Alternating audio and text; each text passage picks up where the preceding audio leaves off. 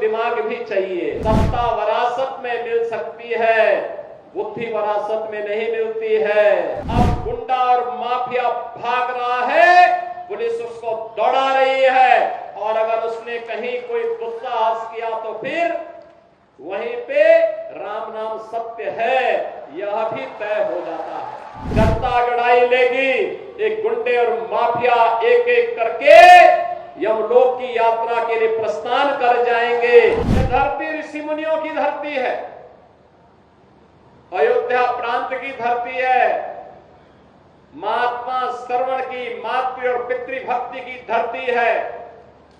अनेक सिद्धों, संतों, ऋषियों ने अपनी पवित्र साधना से इस धरती को पवित्र किया। तो भारत माता के तमाम सपूतों ने भी भारत की सीमाओं की रक्षा करते हुए देश की आजादी के आंदोलन में और आजादी के उपरांत भी अपना सर्वस्व बलिदान भारत के लिए किया, भारत की माटी के लिए किया।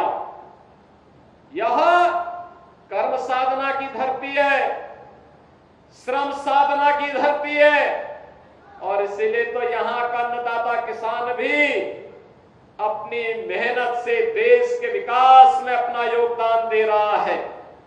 बहनों और भाइयों, ऐसी पावन धरा को कोटि कोटि नमन करते हुए आप सभी उपस्थित बहनों और भाइयों का अम्बेडकर नगर वासियों को बधाई देते हुए अपनी मैं इस अवसर पर अभिनंदन करता हूं, स्वागत करता हूं।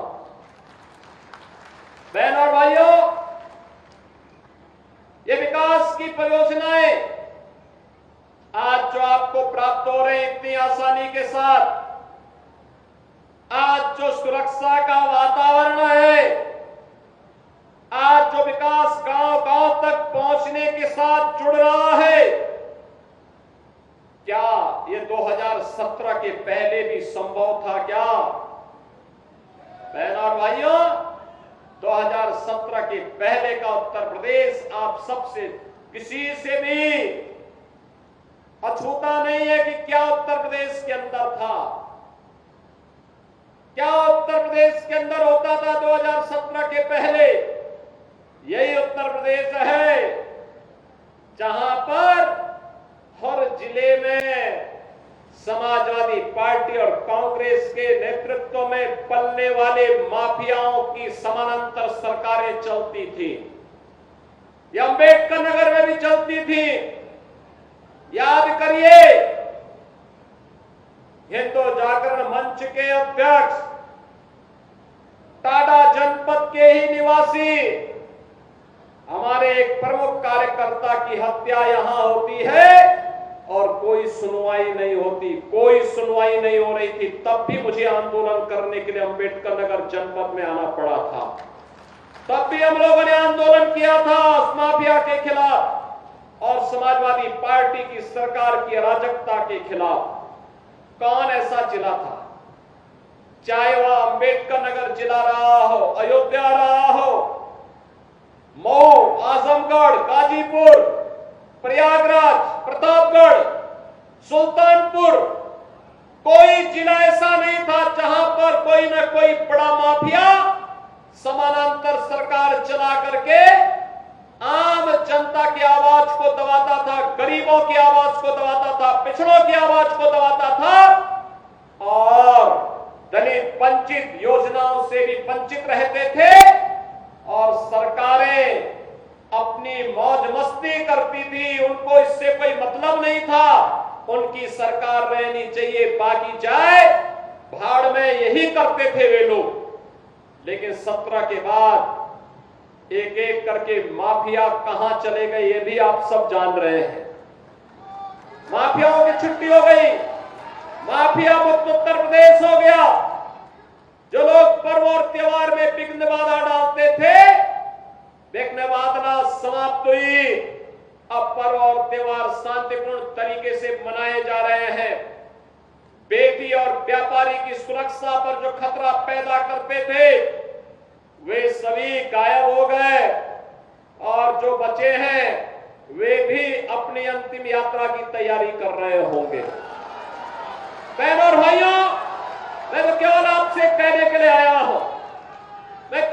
आपसे कहने के लिए आया हूं कि रात जलती हुई बेटी के साथ किस प्रकार का व्यवहार होता था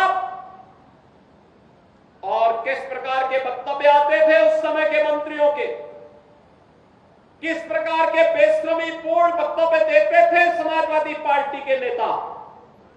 बहनों और भाइयों, ये किसी से छुपा हुआ नहीं है और इसीलिए मैं आज आपसे कहने के लिए आया हूं, एक बेटी तो सबकी बेटी होती है, उस बेटी का सम्मान और उसकी रक्षा पूरे समाज का दायित्व बनता है।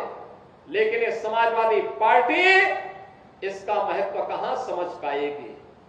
यहां तो गुंडों की भरपूर फौज खड़ी थी, उनको लेकर के लोग चलते थे, उनको अपना शागिर्द मानते थे।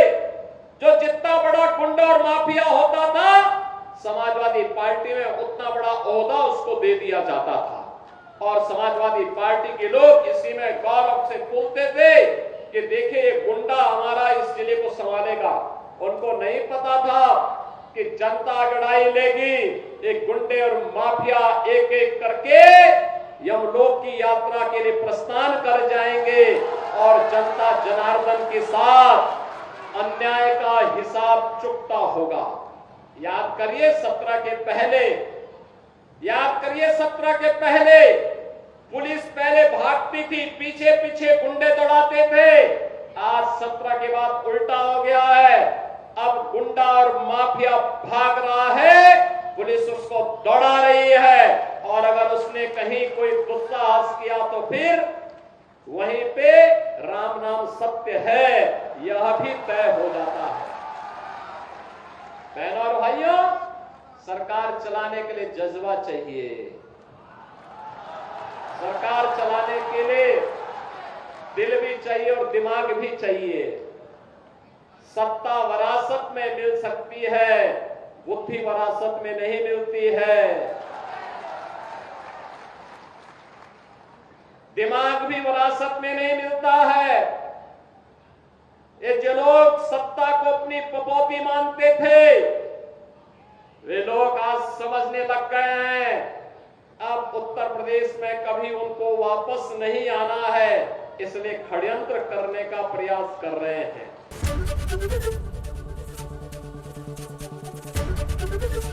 एबीपी गंगा, खबर आपकी, जुबान आपकी।